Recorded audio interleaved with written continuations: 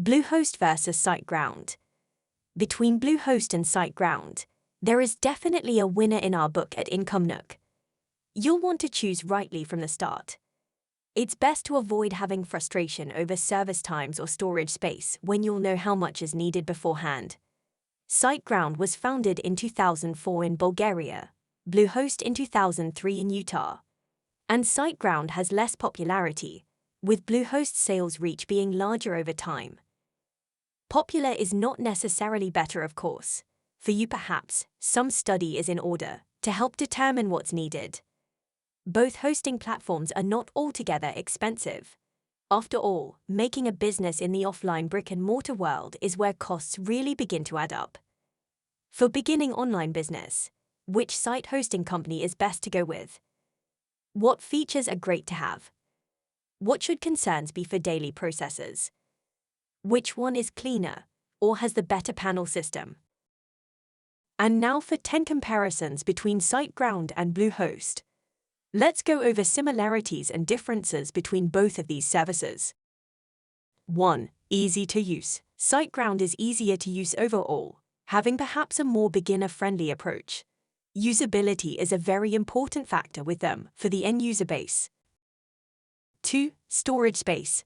Both hosting companies have decent beginner phases involving 10 GB to 40 GB of storage space. The initiate would be fine with either service. And with growth, it's generally not a problem to pay more per month, as a bigger or more popular site just needs more space. If your site grows large enough, you may want a migration. So you could even go away from either of these companies to something more sophisticated.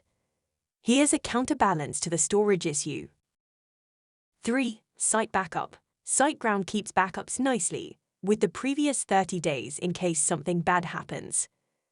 This feature makes up some of the extra expenses that come with a nice SiteGround account, since BlueHost is known to charge $3 or more per month for a backup feature. SiteGround is real nice here for daily backups in case something happens to a site. 4. Server dedication. Both hosts have dedicated server solutions for growth needs. This step-up option may itself prevent any need to migrate to more sophisticated hosting at a later time. After all, it would be nice to stay with one's original pick for hosting. 5. Site migration. And if you're needing to migrate a site away from the hosting company itself, go with SiteGround as they are cheaper in this area. They have been known to migrate one site for free and charge around $30 for each one after. BlueHost's costs are more extreme, around $150 minimum for one to a few sites.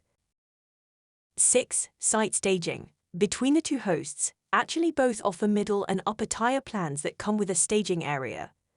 This is where one can try out code and test things out. And the results don't affect the real site. A truly awesome feature to consider if you're a coder or want to have one help with a site. 7. Site security. Both hosts offer free SSL by Let's Encrypt certificates. Absolutely the right thing to offer, being friendly to site and visitor security. Date. Email options. SiteGround is the clear winner.